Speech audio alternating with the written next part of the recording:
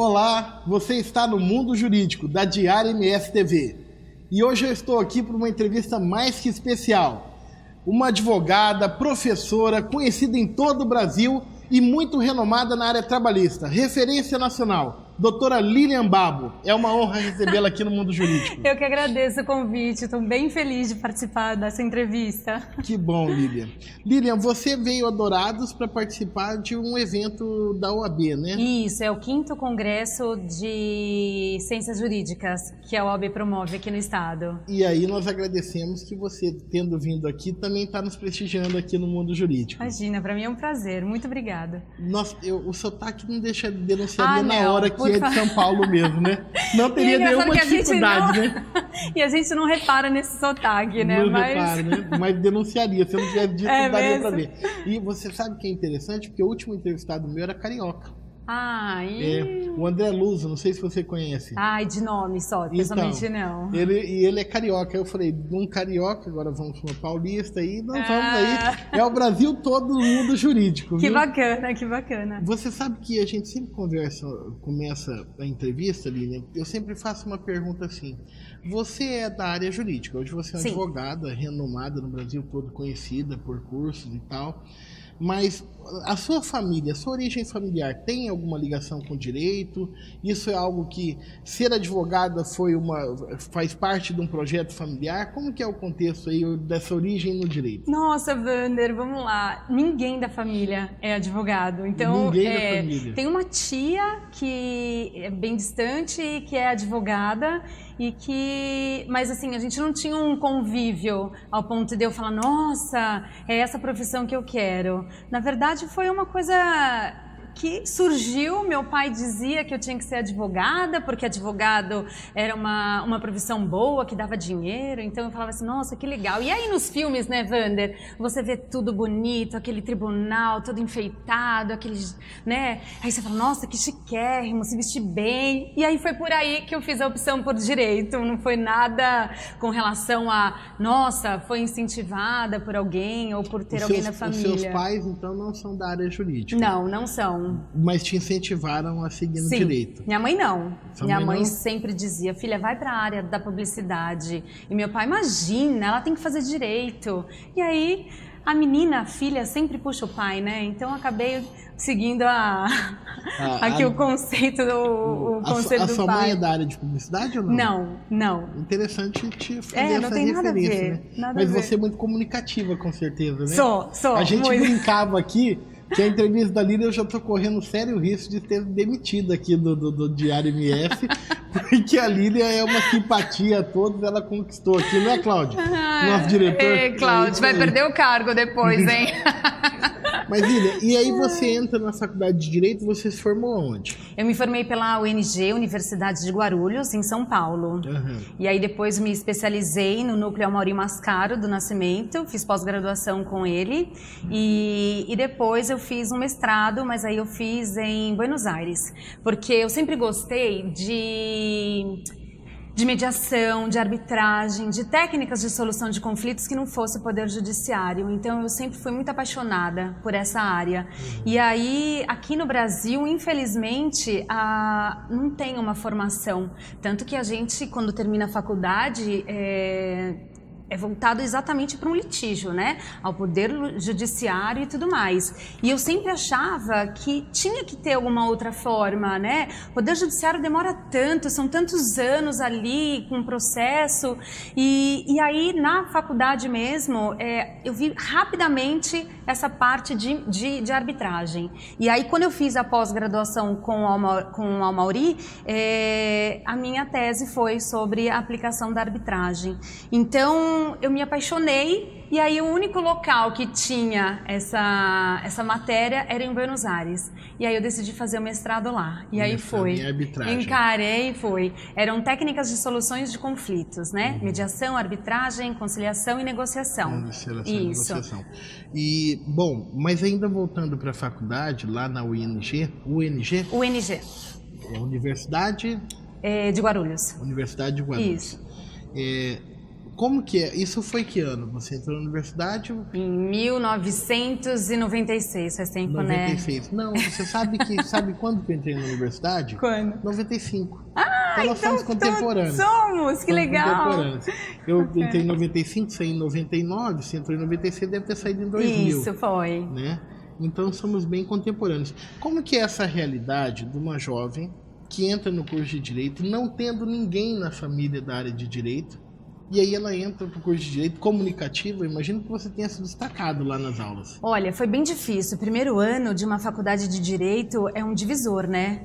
Nós começamos a faculdade, nós tínhamos 110 alunos, nós terminamos a faculdade com 28 alunos. No quinto ano? No quinto ano, exatamente. Aquela turma começou com 110 e terminou em 28. Exatamente, porque o primeiro ano são matérias muito teóricas e para quem que sai de um colegial e entra numa faculdade e começa a ver muita coisa teórica, dá um desespero, né? Eu pensei em desistir, sinceramente, mas quando eu assumo uma coisa, eu vou até o final. E aí eu falei, não, vai melhorar. E aí, no segundo ano, para ser bem sincera, Vander, no terceiro ano, que eu comecei a pegar gosto, que aí eu entrei na parte de processo civil, comecei a ver a parte de citação, como que era o processo, e aquilo foi me apaixonando de uma forma. Então, a partir do terceiro ano da faculdade é que realmente, de fato, eu me apaixonei pelo direito e não larguei nunca mais. E na atuação na faculdade, você fez estágio junto com o curso? Fiz. Como que foi? Fiz vários estágios, Vander. Eu fiz estágio na Procuradoria, fiz estágio... Na Procuradoria? Do Estado. Do Estado. Isso, cuidando da parte de família, fiz muita parte de família.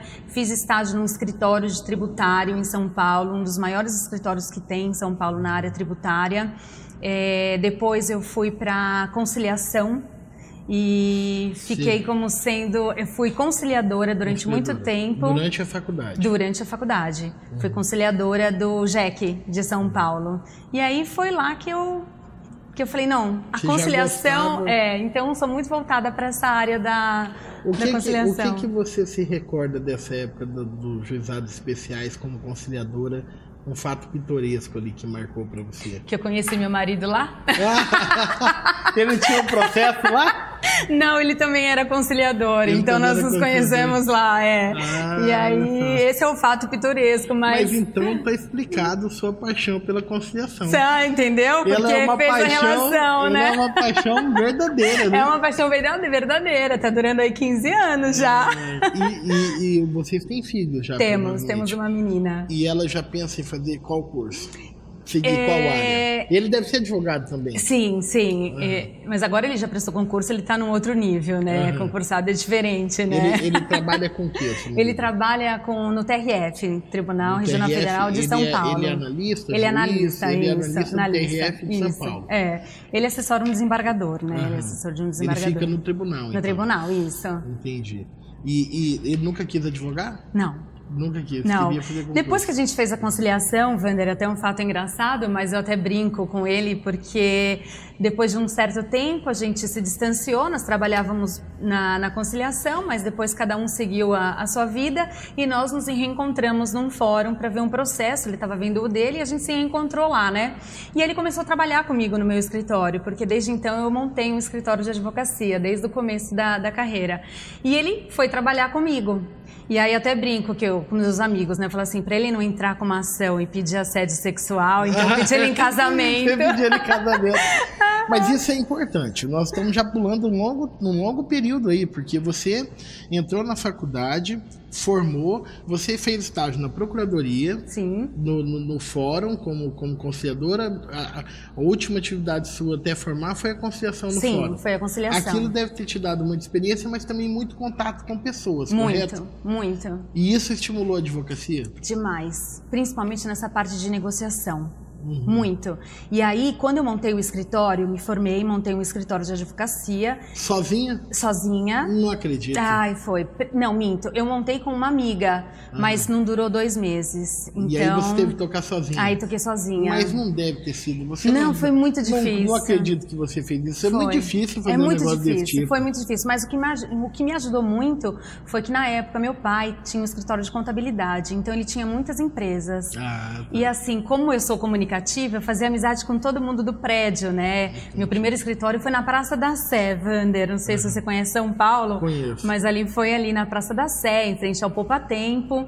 E aí fui distribuindo os cartões e tal. E até tem um fato muito bacana e que eu acho que foi um fato que marcou muito a minha carreira e a parte do direito do trabalho. E é por isso que eu advogo na área trabalhista. Como meu pai era contador, ele tinha muitas empresas, então quando as empresas sofriam reclamação trabalhista, ele acabava encaminhando para mim. Pra você, então, não sabia muita coisa. Na verdade, não sabia nada, né? Porque na faculdade a gente não aprende direito do trabalho, né? Acho que é uma matéria que passa só, dá uma pincelada, mas... lá era o quê? Um semestre ou 2 semestres? Nós tivemos... foram um semestre e meio, salvo engano. Nós ficamos sem professor. Foi uma confusão, eu não tive. Foi uma deficiência muito grande em relação a essa matéria. E aí eu estava no escritório, não tinha ninguém, né? Porque a gente não tem condições de pagar ninguém, né? Na verdade, eu fiz uma brincadeira que você não pegou, mas a minha brincadeira é no sentido assim, hoje em dia muita gente faz direito, forma, e fala, será que eu abro um escritório, será que eu não abro? Tem medo, né? Sim. Tem medo de encarar. Total. E isso para uma jovem sem experiência familiar no direito, foi um desafio muito grande, né? Muito grande. Muito grande. Tá. Mas eu já tinha uma coisa muito certa na minha cabeça. Eu não queria ser... servidora pública. Não, isso eu nunca pensei. Nunca pensei em concurso público. Isso já estava bem certo. Mas eu não queria ser empregada. Entendi. Eu queria ter o meu escritório, eu queria comandar os meus processos. Então, isso eu sempre tive... Por isso que eu acabei encarando esse desafio. Foi bem desafiador. Foram momentos em que pagar aluguel foi bem difícil, não foi fácil, mas a gente vai lutando, né? E aí você começou essencialmente a advogar na área trabalhista, advogando para empresas. Isso, mas o meu primeiro caso concreto, Wander, foi um reclamante. Como é que foi? Conta pra mim. Então, foi um caso bem bacana e é isso que marcou aí a minha carreira. Eu estava no meu escritório, sozinha, era eu e eu só. E aí, bateram lá na porta. Eu falei, nossa, deve ser a Dona Maria que vai entregar alguma correspondência, provavelmente de conta para pagar, né? E aí, então, abri a porta e aí um rapaz pegou o cartão e disse assim, eu queria falar com a doutora Lilian Babo. Aí sou eu. Ele, a senhora põe no pau? Aí eu... Wander, imagine só uma advogada recém-formada, sozinha no escritório de um prédio da Praça da Sé, o desespero que foi. Aí eu falei assim, pensei rápido, né? Claro, né? Porque a gente sabe, né? Esses palavreados, né? Faz ação, entra com processo. Aqui também eles usam isso, né, Wander? Sim, bota no pau. Bota no pau, né? Não, eu boto, o senhor entra, fica tranquilo. Olha, minha secretária já vem, ela foi pagar umas contas, a minha estagiária tá vindo uns processos, tudo, né? Aí ele falou assim, olha, é o seguinte, eu não quero saber de mais nada. Eu quero que a senhora libere o meu Figuetes e tá tudo certo. Figuete é o fundo de garantia por tempo de serviço. Mas, Wander, isso em 2001, acabei de me formar e eu lá sabia o que era Figuetes. Não, ele deve ter dado trabalho pra você descobrir, né? Porque... Não, mas, Wander, olha como que eu descobri. E aí liguei pra um amigo meu, falei assim, ai, olha, aconteceu isso, acabei de receber meu primeiro cliente, ele quer que eu ponha no pau e quer que eu libere o Figuetes. Ele, o que é isso? Eu falei, não sei, mas eu vou liberar. Fui pra casa, e meu pai é contador, e aí ele fez as contas pra mim, daqueles pedidos, né? E aí, ele tinha até falado pra mim, olha, eu trabalhava de tal hora, não tinha intervalo, mas eu não quero nada, viu, doutora? Eu só quero que a senhora libere meu Figuetes. Beleza. Fui pra casa, meu pai fez os cálculos, e aí eu calculei 30% daquilo. Falei, pai, muito obrigada, pai, por me fazer direito, porque agora com 30% do que eu ganhar, nossa, vai ser maravilhoso, né? Maravilhoso, fiquei super empolgada, mas tal. Mas aquilo era estimativa de cálculo. Não é? Né? Fiz lá o processo, distribuí. Meu amigo, ó, fica tranquila, porque agora você vai fazer acordo. E como eu sempre trabalhei na conciliação, então pra mim era muito mais fácil, vou fazer uma negociação e ganhar esse processo. Cheguei na audiência, aí... Barra Funda, era Barra Funda? Não era na Barra Funda, era na Rua Aurora. Era quando tinham várias varas em vários lugares. Tinha Barra Funda, Aurora, enfim, Rio Branco, enfim. Aí eu cheguei lá e chamei pela empresa. Aí uma advogada levantou a mão e ela estava com um processo gigante, assim, Wander, processo físico na época. Aí eu falei assim, doutora, a senhora tem proposta de acordo? Ela falou, não, vamos para a instrução. E eu não sabia o que era aquela instrução, e eu liguei pro meu amigo, eu falei assim, olha, ela não quer fazer acordo, não é acordo que faz na Justiça do Trabalho, como que é essa coisa de instrução? E aí ele falou, entra aí, vê o que vai acontecer. Entramos, sentamos... Era audiência uma? Era. Na época eles não tinham muita audiência, eles não fracionavam muito. Para quem está nos assistindo, o que é audiência una? Numa mesma audiência, apresenta a defesa, escuta as partes, escuta testemunhas e o processo já vai para julgamento. Exatamente. E aí então... Tudo ali numa vez só. Para quem estava preparado para fazer um acordo... Nossa, imagina o susto. O que é instrução, né, Wander? E aí a juíza perguntou, tem acordo? Aí a advogada já falou, não tem. Aí a defesa... foi passada pela juíza. Aí a juíza na hora. E a juíza olhava assim o processo, Wander. Eu aqui, meu cliente ali. Aí ela fazia assim. Ela olhava para o meu cliente, olhava para mim, e eu com aquela coisa, eu tremia muito, que eu falava assim, o que vai acontecer agora, meu Deus, minha primeira audiência. E aí a juíza pegou e fechou e falou assim, doutora, defesa. Aí eu peguei, e aí eu falei assim, eu posso me manifestar depois, agora, gaguejando. E a juíza, doutora, audiência una, é agora que a senhora tem que se manifestar. Wander, eu respirei, comecei a olhar o processo. Não, era desse tamanho. Esse tamanho era o que a advogada trouxe de defesa. Era processo físico, um monte de folha. Wander, tão inexperiente, eu li o endereçamento, excelentíssimo, o senhor ficava assim, não pode ser isso, né? Vamos ver. Aí eu, na classe, né? Que a gente não perde a classe, né? Minha mãe tem um ditado. Minha mãe e minha avó, né? Fala assim, um burro calado é um sábio. Não é? Se você não sabe nada e fica quieto, pronto. Você já tá passando de inteligente. Nossa, que advogada super concentrada. Quando eu olhei lá o processo, Wander, tinha lá uma foto de um rapaz com um olho ensanguentado, lá com o rosto, né, cheio de sangue lá, um laudo de perfuração de córnea e não sei o quê, boletim de ocorrência, O que aconteceu? Aí eu peguei e falei assim pra ele, você vai vir aqui. O que é isso aqui? Ele olhou pra mim, Wander, e fez assim. Ele olhou o processo e fez assim. O cara era folgado, eu dei mesmo nele. Wander, no meio da audiência. Meu Deus. Figuete dele já foi. Já entrou. Aí eu fechei o processo, não tinha o que fazer, não tinha audiência, não tinha testemunha, não tinha nada. Entreguei o processo pra juíza, a juíza falou assim, tem testemunha? Eu falei, não tem. Já não sabia o que fazer mesmo, né?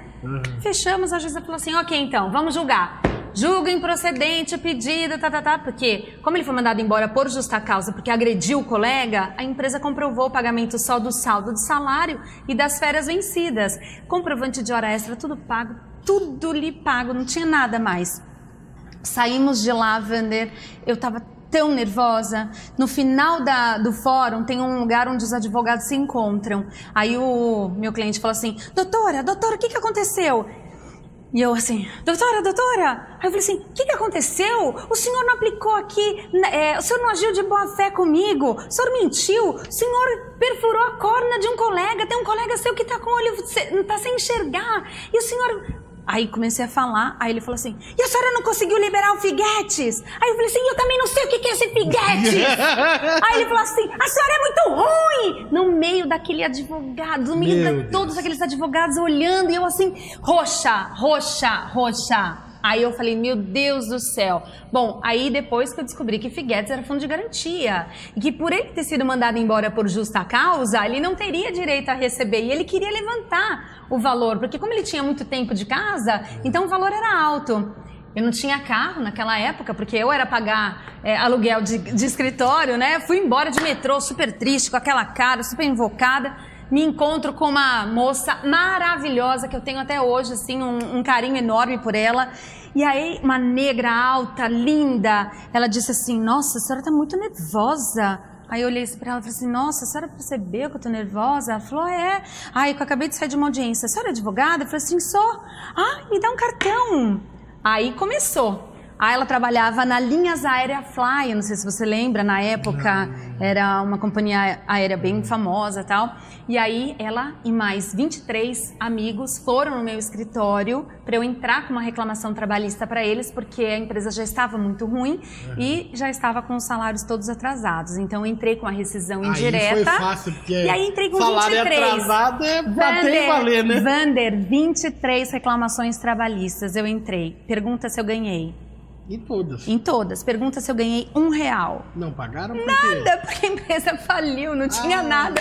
E eu falava assim, meu Deus, isso é muito ruim. E aí eu comecei a pegar um desgosto muito... Eu falava assim, gente, não é possível, né? Porque a gente doa o nosso tempo e tal. E aí começaram a chegar ações de empresa e eu comecei a trabalhar para a empresa nesse momento. Isso é importante, Lilian. Você tocou num ponto essencial.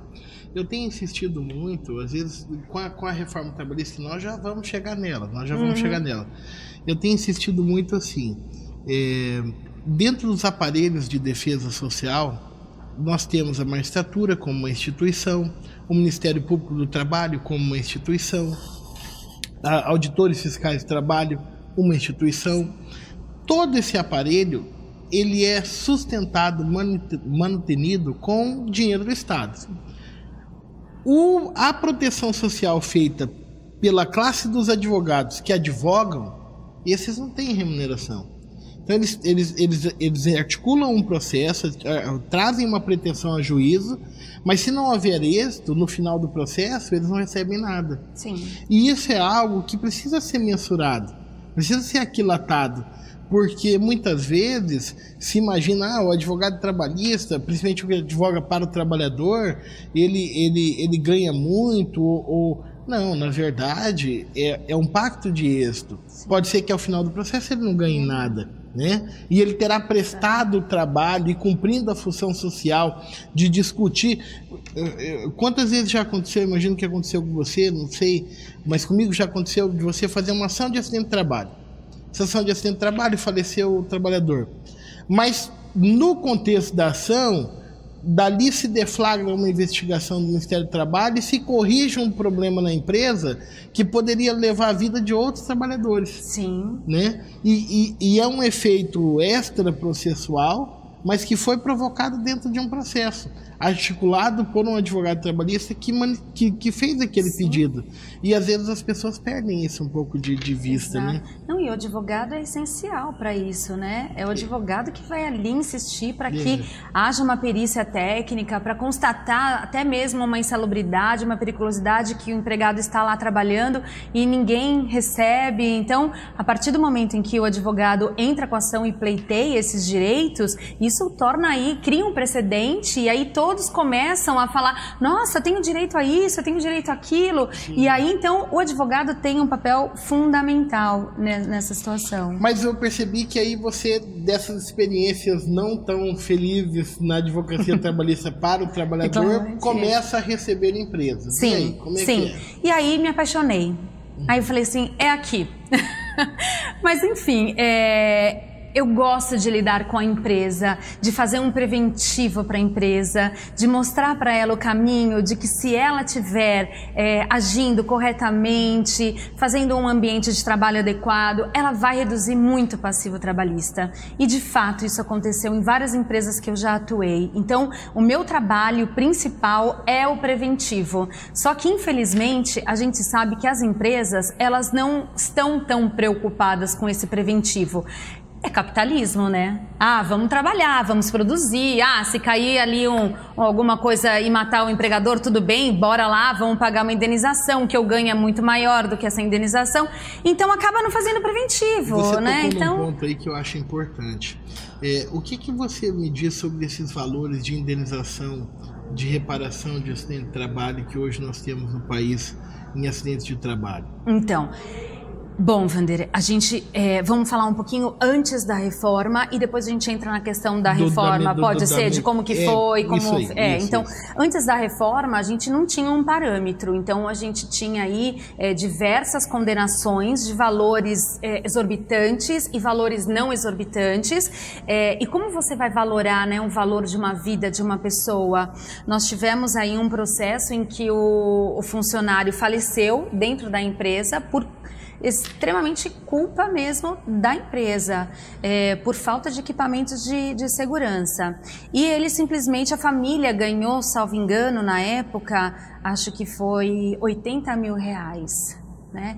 E aí em seguida veio uma outra condenação, inclusive da Ford, de um funcionário que sofreu um acidente e que a condenação foi de R$500 mil, né? E assim você vai pensando, é óbvio que a gente também tem que ter um parâmetro do poder aquisitivo da empresa, porque se a empresa ela não tem condições de pagar R$500 mil para a morte daquele empregado, como que fica isso? Então, você percebe como é difícil? Eu até costumo brincar e falo assim, gente, se o trabalhador tiver que morrer, a família tem que torcer para que ele morra dentro de uma empresa que tem um poder aquisitivo muito grande. Por quê? Porque a indenização vai ser maior. Então, é difícil porque nós não tínhamos um parâmetro. Então, às vezes, tirando a questão de morte, tá, Wander? Tirando essa questão de morte, vamos supor, teve uma situação em que o empregado, isso é recente, tá? O empregado, ele foi humilhado na frente do gerente, era uma loja, e ele foi humilhado na frente da gerente, em que a gerente, no meio de todos os clientes lá, chamou ele de bichinha afetada, na frente de todo mundo. Ele entrou com uma ação e aí a indenização com relação a esse dano moral foi no valor de R$4 mil, salvo engano.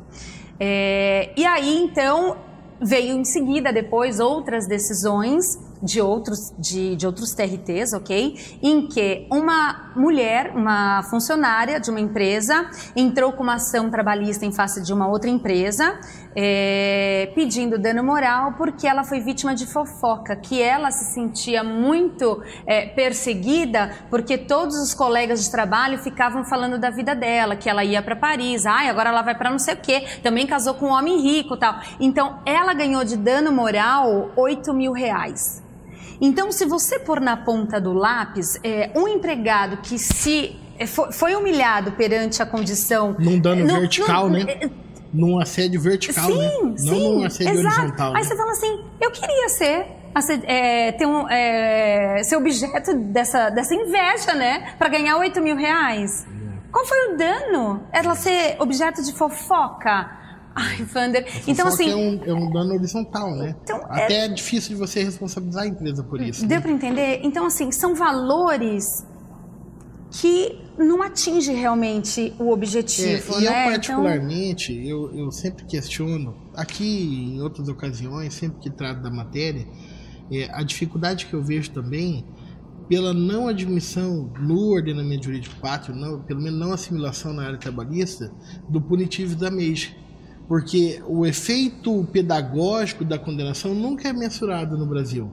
O efeito pedagógico da reparação não é mensurado. Sim. E aí você pega empresas que muitas vezes de pequeno, médio porte, com condenações altíssimas, até que quebra. E que quebra por causa disso. E que deixa aí vários outros empregados desempregados. E pega empresas milionárias que fazem disso uma mensuração econômica. Não, a indenização é muito pequena, poucos provocam, dos que provocam recebem pouco, é melhor eu manter do que eu corrigir. Né? Foi o ponto que você tocou da empresa falar, mas é melhor eu manter. Então isso... Empresas grandes que sofrem 1 milhão de condenação por dano moral, não é nada 1 milhão. Empresa bilionária, né? Não é nada. Que recebe trilhões. O que é 1 milhão? Bom, aí agora nós tivemos a reforma trabalhista, que inicialmente a reforma foi para fixar, né, o dano com relação... O artigo... Agora eu não me recordo porque são muitos artigos, mas nós tivemos aqui a reforma que inseriu na CLT o artigo que especifica a indenização. Isso. E aí tem lá de grau mínimo mínimo, grau máximo, né, o dano. E aí foi fixado inicialmente o valor deste dano, dessa reparação, com base no salário do empregado. Isso foi um absurdo, né, Wander? Porque imagina, eu estou numa empresa de construção... Juridicamente analisando isso, a gente chega a ser engraçado, né? Eu não sei, Wander, como chega isso a ser passou. Engraçado, né? Não, é triste, né? De tão triste, né? Você fala assim, não, isso é piada. Foi uma piada, vamos rir, né? E aí o que acontece? Como que eu posso, numa empresa de construção civil, em que o empregado, o peão, ganha R$1.000 e eu tenho um engenheiro que ganha 50 mil. Se os dois morrerem na empresa, a indenização estava estabelecida pela reforma 50 vezes o salário do empregado. Quer dizer, a vida de um peão vale menos do que de um engenheiro? É de uma indigência jurídica. Nossa, é lastimável, mas graças... A medida provisória, né? Sim, 808. Aí vem a medida provisória 808, que te excluiu o dano moral com relação à morte do parâmetro, que foi uma situação bacana, e estabeleceu que o piso não é mais sobre o salário recebido do reclamante, que é com relação ao teto máximo aí da Previdência Social. E né? aí trouxe parâmetros que eu particularmente achei equivalentes. Eu achei interessante aquela misturação. Pelo menos é um avanço, porque dá um patamar. O norte, né? Dá um norte para se trabalhar, né? Agora, Wander, chegando num ponto até que eu queria comentar com você, o que acontece? Os advogados estão com muito medo de pedirem aí o dano moral. Eu não sei se você reparou, mas, por exemplo, até diminuiu, né, o número de distribuição de reclamação trabalhista por conta desse medo. E você, mas me diga, você acredita que essa diminuição das ações trabalhistas são porque diminuiu a demanda ou porque nós estamos diante de uma demanda que hoje está represada dentro dos escritórios de advocacia que estão tendo que se reorganizar para protocolar os processos? Eu acho que tem vários fatores, Wander, vários fatores aí envolvidos. Mas antes de eu responder a sua pergunta, só quero finalizar essa questão da dificuldade. Inclusive, vou até responder a sua pergunta com o que eu quero finalizar aqui. Então, vamos imaginar que um empregado chegue no escritório de um advogado e fale, olha, eu sofri um dano moral, ok? Tá bom, qual o dano moral? Eu fui assediado e tenho como provar. Ok. Então, o que o advogado faz, Wander? Ele vai lá na tabela agora, ok? E vai verificar. Grau leve, grau médio. Vamos aqui calcular, então eu vou estabelecer um valor de 5 valores, 5 vezes o benefício da Previdência. Perfeito. Aí, Wander, vamos supor que o juiz entenda que não há um dano. Não houve o dano, não foi comprovado, então o pedido vai ser julgado improcedente, ok? Muito bem. O que vai acontecer? Ele vai ser sucumbente àquele pedido e automaticamente, pela reforma trabalhista, vai ser obrigado a pagar aí a sucumbência. Ponto. Esse é um detalhe. Agora, o que dificulta ainda mais o advogado entrei com a ação, pedi 5 vezes o teto da Previdência como reparação de dano. O juiz entendeu que só tem direito a 2, ok? Muito bem, então eu pedi 5, estabeleci o valor, porque o pedido agora tem que ter o valor, ok? E aí estabeleci 5 e o juiz então me deu 2. A pergunta, Wander, que eu faço para você, como que tem sido aqui? Porque a sucumbência vai ser referente ao pedido improcedente, ou também haverá sucumbência em relação ao valor da diferença que não foi paga? Na verdade é assim, como a reforma trabalhista ela quebra polegômeros sobre o qual está construído o processo do trabalho, ela vai de encontro a um sistema que existia anteriormente. Qual que era a regra anterior? Nós tínhamos a sucumbência numa regra absoluta. Se houvesse um pedido procedente, a sucumbência, se existisse, no caso de representação sindical, seria toda da empresa, com um único pedido procedente. Isso com fundo no quê? Com fundo no princípio da proteção. Sim. O que subsidiava esse entendimento era o princípio da proteção. Muito bem. Agora a reforma trabalhista vem e estabelece a sucumbência, que eu acho até que o problema não está na sucumbência. O problema está em obrigar quem é beneficiário da justiça gratuita a pagar a sucumbência. Tanto é que foi objeto de uma ação direta de constitucionalidade, a primeira proposta. E cadê o julgamento? Tudo bem, mas tá. Você percebe a absurdez está nisso, né? Muito bem. Agora, então dentro da lógica do sistema processual, se você pegar o processo civil, como que é a regra de sucumbência no processo civil? Ela é econômica. Então você sucumbe não do pedido, você sucumbe da pretensão. Então, se você pediu 10 e recebeu 5, você sucumbiu de 5. Sim. Mas essa é a lógica do processo civil, do processo comum, a lógica ordinária. Nunca foi essa lógica aplicada dentro da área trabalhista. A lógica trabalhista era o reverso. A sucumbência tinha que ser total no universo de pedidos para aí ter a sucumbência do trabalhador nos casos de representação sindical, que eram raros. Agora, me parece que tem razão a parcela doutrinária que se levanta a dizer que essa sucumbência que está estabelecida hoje na CLT deve ser total do pedido e não do montante econômico do pedido. E aí você resolve uma parte do problema. Porque pediu 10 mil, recebeu 2. Mas como o pedido foi parcialmente procedente, a sucumbência não vai ser aquilatada por aquele montante econômico que não sucumbiu. Sim. Eu acho que isso é mais coerente dentro de uma leitura interpretativa que se deve fazer do direito do processo do trabalho, que na dúvida você tem que aplicar sempre a norma e a interpretação mais favorável. Sim. Eu perfilo esse entendimento. Você me fez uma pergunta. Eu perfilo esse entendimento. Quero crer que a sucumbência não será econômica, medida pelo montante principal do pedido e aquilo que se leva. A sucumbência, quero crer, será por pedido. Sim. Né? O grande problema é que, respondendo a sua pergunta, né, da gente fazer esse bate-bola aqui... É que, na verdade, isso daria, uma discussão jurídica no mundo jurídico. Delícia! Vamos fazer agora uma entrevista só para discutir esses pontos. Mas nós tivemos uma sentença em que o juiz condenou a sucumbência da diferença do valor pleiteado na ação.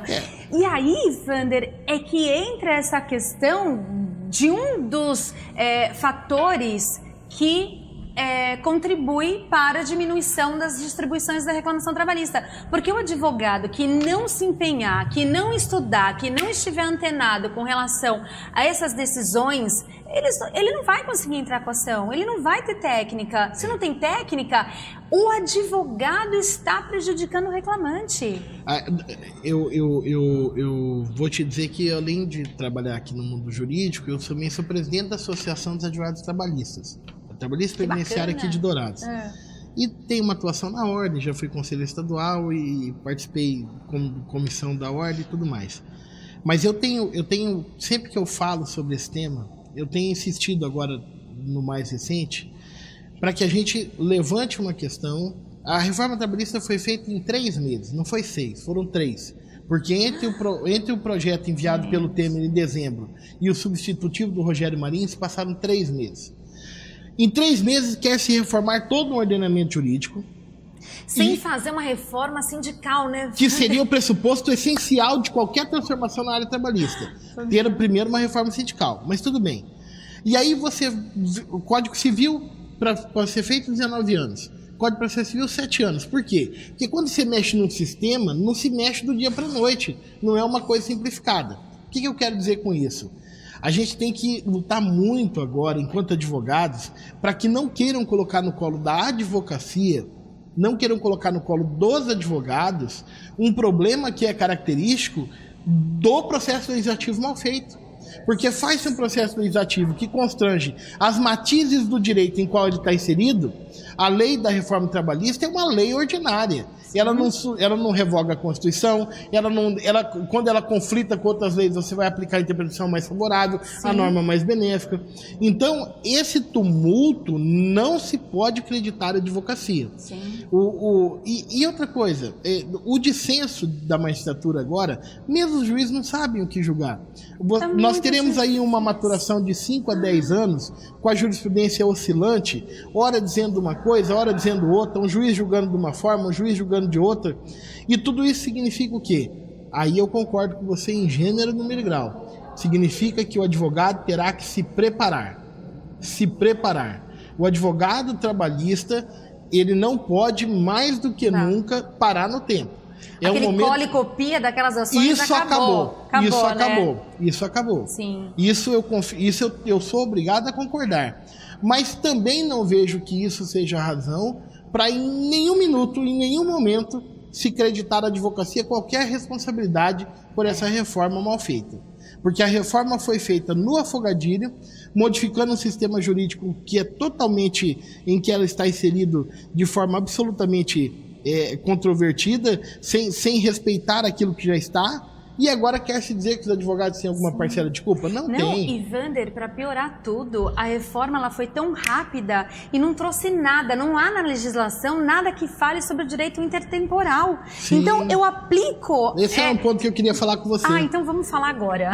Direito intertemporal. Então vamos falar agora, porque é um assunto extremamente importante, até mesmo para a gente... Nós somos contemporâneos de faculdade. Eu acho que nós vamos bater de opinião. Vamos lá. Meu Deus, vamos lá. Bom, como eu sou reclamada, com certeza a minha opinião vai ser diferente da sua.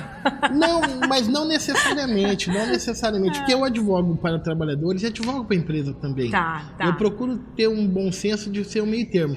O que eu, às vezes, eu fico... Me deixa um pouco coisa é quando querem colocar no colo da advocacia. Sim. Aí esses dias eu estava num grupo... É o que a gente está vivendo. Esse dia eu estava num grupo de WhatsApp e aí um deputado federal que tem a cara de pau de colocar no grupo, novos tempos, que a reforma trabalhista, o advogado condenado de litigância de má-fé, que é um ponto que eu quero falar com você. Eu falei, o senhor tem respeito pela advocacia.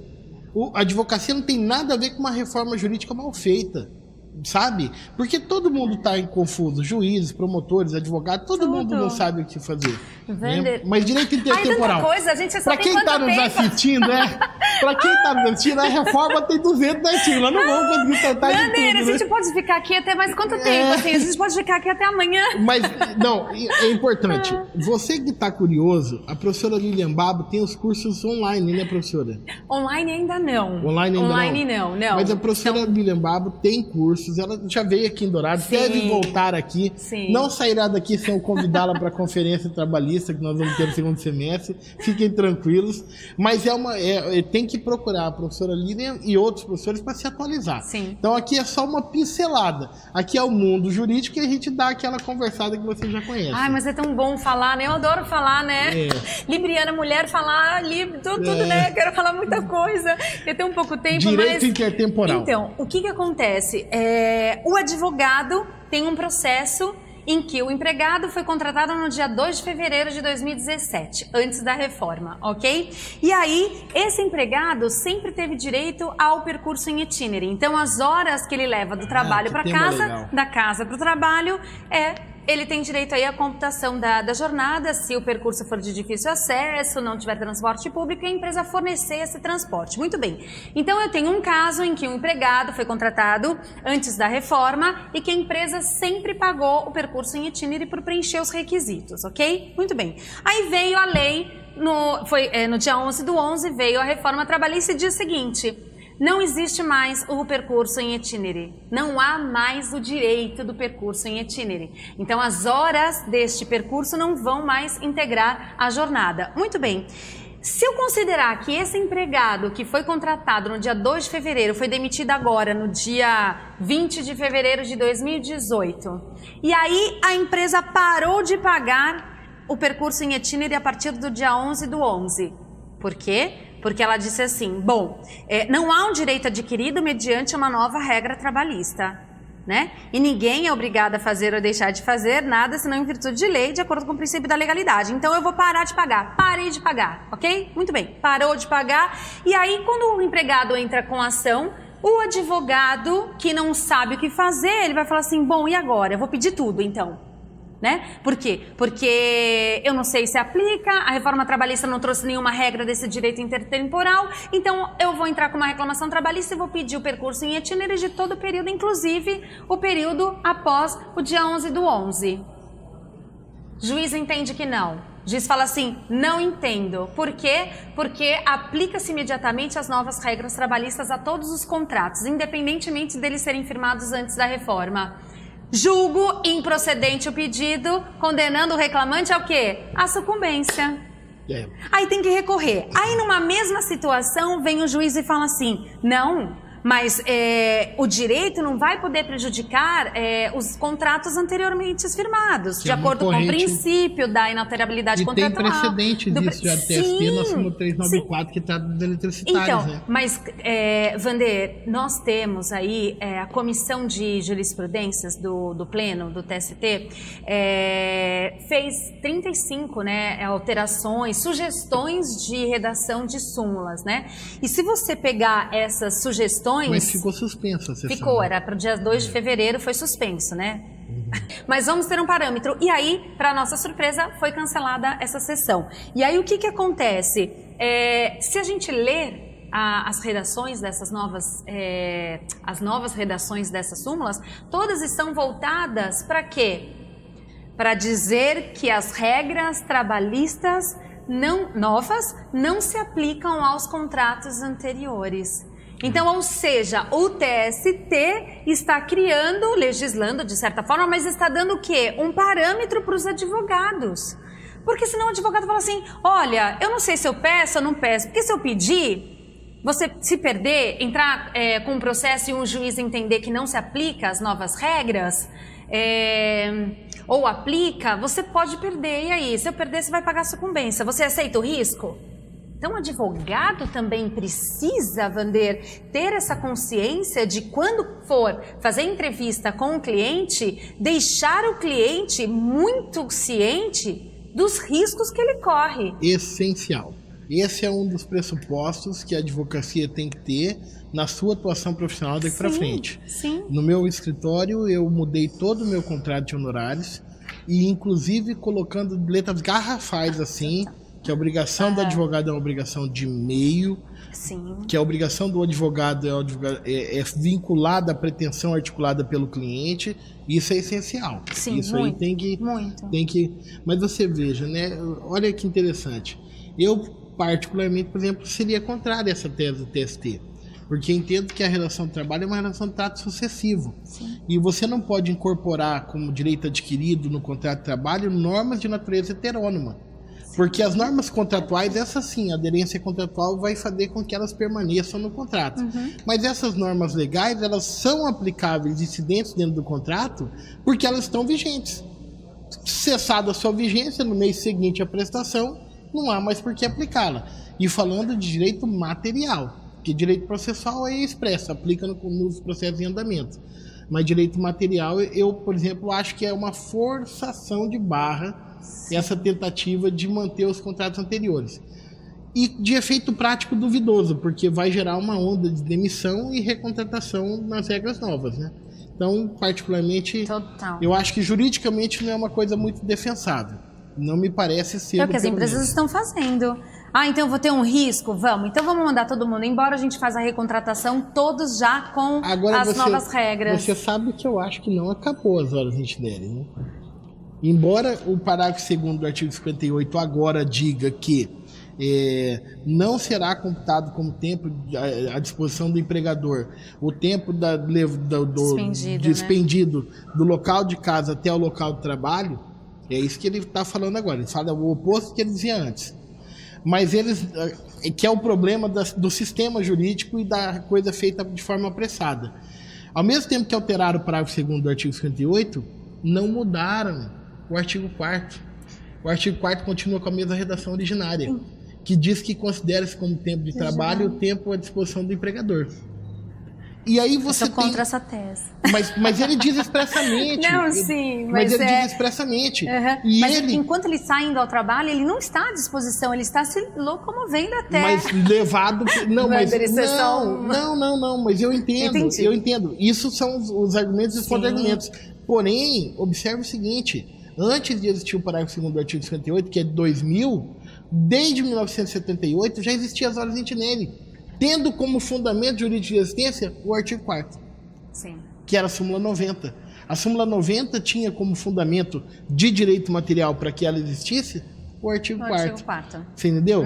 Então... E que não teve alteração com a reforma. E que não teve alteração. E aí você fala, peraí, então não dá mais para pedir com base no parágrafo 2º, que se esqueceram de colocar local de difícil acesso não servido por transporte público, não é verdade? É verdade. E não dá para pedir, mas eu posso pedir com base no artigo 4º. Sim. Essas coisas não vão ser resolvidas do dia para noite. Sim, claro. A jurisprudência vai maturar aí por 5, 10... A gente começou do zero. A gente acabou de se formar, Wander, não é? Basicamente é isso. Para a gente ainda falar sobre isso, o que a gente também, o que eu tenho escutado é que, então, se um empregado sofreu um acidente indo ao trabalho, como esse percurso não é mais considerado itinerante, não é considerado acidente de trabalho. Isso é um absurdo! E a legislação previdenciária prevê expressamente... Não foi revogada a Lei 8.000. Exatamente. Então, ou seja, você percebe que o advogado está criando umas teses e aí você fala assim, nossa... O que está acontecendo com os advogados? Que eles estão viajando um pouco, né? Mas enfim, mas isso é uma importante. coisa não tem nada a ver com a outra, mas é super importante porque você fica de mãos atadas. E, Wander, eu tenho juízes em Florianópolis, pessoal de Florianópolis que nos assiste, Santos, algumas regiões, e salvo engano também em Campo Grande, que manda expedir a notificação para a reclamada, para que a reclamada conteste em 15 dias, sob pena de sofrer os efeitos da revelia. Aqui assim, né? Então. E como eu dou aula, né, Wander? Eu dou aula para todos os estados, até para o Acre eu fui. Olha, gente, o pessoal do Acre é demais, adoro. Então, eu percebo como cada juiz faz de uma forma diferente. Fase de execução, então, não vou nem aqui discutir que cada juiz tem um código próprio de execução, né? E aí você fala, gente, a reclamada recebe a notificação, conteste em 15 dias, mas a contestação não é apresentada na audiência após a tentativa de conciliação? Aracaju, João Pessoa, Goiânia, eu advogo também para uma empresa que terceiriza serviço. E aí protocolei a minha defesa de forma sigilosa. Foi condenada a litigância de má-fé por ter apresentado a defesa de forma sigilosa. Tive que recorrer para poder reformar isso no tribunal. E foi reformado. Então, nós advogados também estamos numa situação em que nós não sabemos o que fazer. Sim. Como aplicar essa regra? Aplico o direito material aos casos anteriores à reforma ou não aplico? No dia 13 de novembro, em que nós fomos fazer audiência, numa audiência, a juíza aplicou, arquivou o processo e mandou o reclamante justificar a ausência em 15 dias, sob pena de ter que pagar as custas. No dia seguinte, fui fazer uma outra audiência, o reclamante não foi, arquivou o processo e, com a fundamentação de como o processo foi distribuído antes da reforma, se aplicam as regras processuais anteriores. Então, é muita insegurança jurídica que a gente vive. E volto a dizer, o importante é que nesse momento de insegurança jurídica, não se queira acreditar contra da advocacia essa insegurança. Sim. Que essa insegurança pertence ao processo legislativo mal feito. Sim. Basicamente. Mas reflete exatamente na gente, né, Wander? Infelizmente. É como se fosse um abacaxi que plantaram e falaram, descasca aí agora.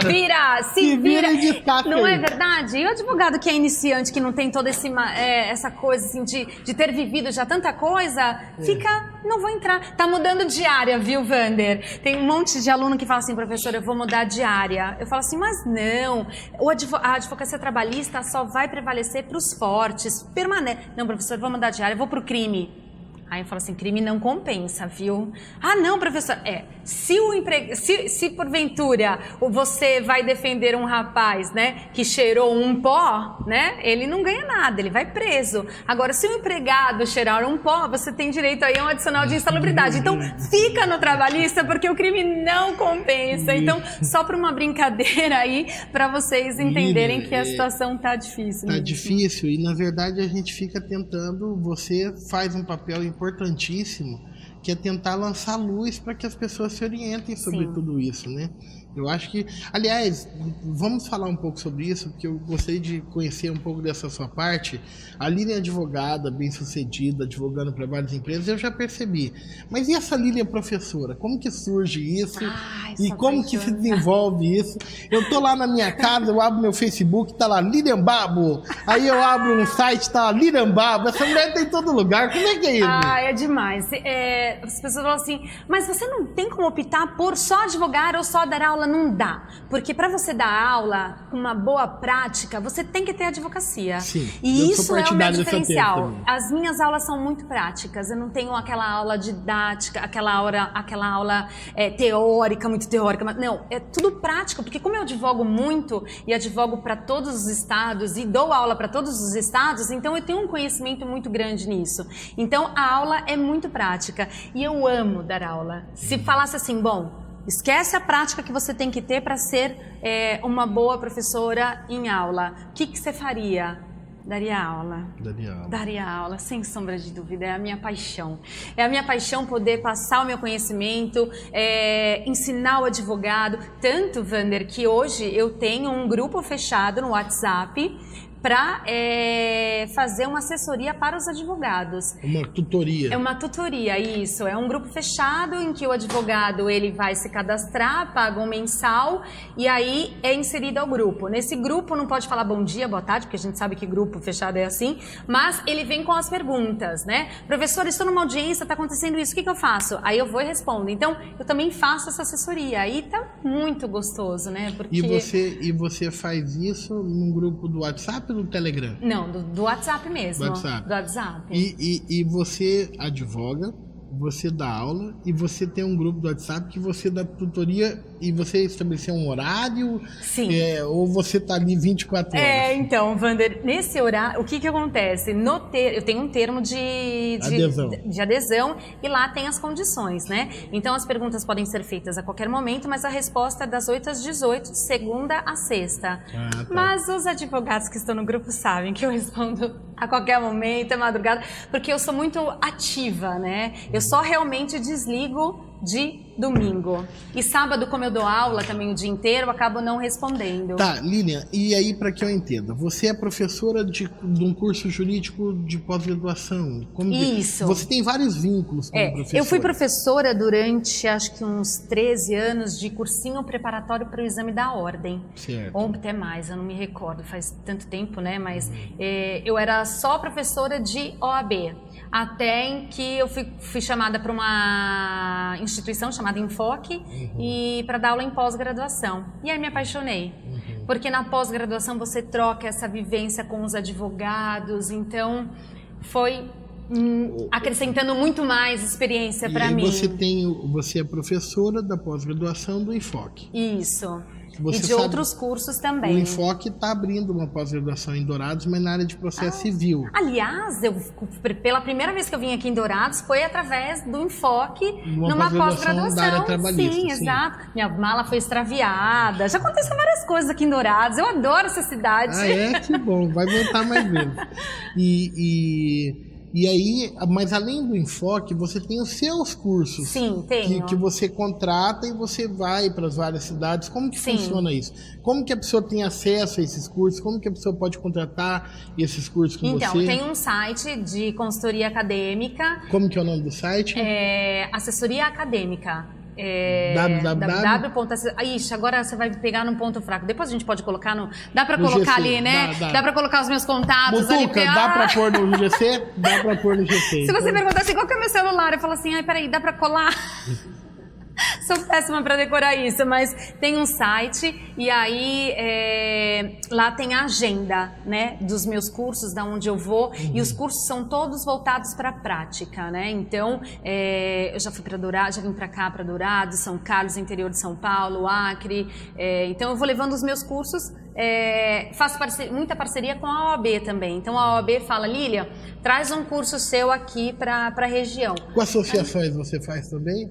Faço tudo. É bom saber disso. Faço tudo. Eu só não gravo ainda, eu não quero voltar os cursos online ainda, por enquanto, porque eu acho que a vivência do advogado no presencial é muito diferente. É muito diferente. Então, eu foco mesmo na parte presencial. Então, é isso. Eu vou viajando o Brasil aí com os cursos. Então, quem quiser contratar o curso da Lilian Babo, pode ir direto no site Assessoria Acadêmica. acadêmica. Que depois ele vai colocar lá no... Que depois nós vamos... Agora nós estamos colocando aqui o nosso www. E aí lá ele pode estabelecer o contato e falar, Lilian, eu quero o curso aqui em Rio Branco, no Acre. Aí você vai ver uma agenda e você vai pro Acre. Você viaja o Brasil todo. O Brasil todo. Não tem problema, não tem tempo ruim. Não. E aí já deve ter atrasado o voo, perdido cancelou mala. o voo, já passei por situações muito difíceis dentro de um voo e que eu falei, nunca mais eu vou pegar um voo. No dia seguinte eu estava fazendo a mala de novo para viajar, mas enfim, agora... O avião balança, fala, ai, que delícia, ai, turbulência, que alegria.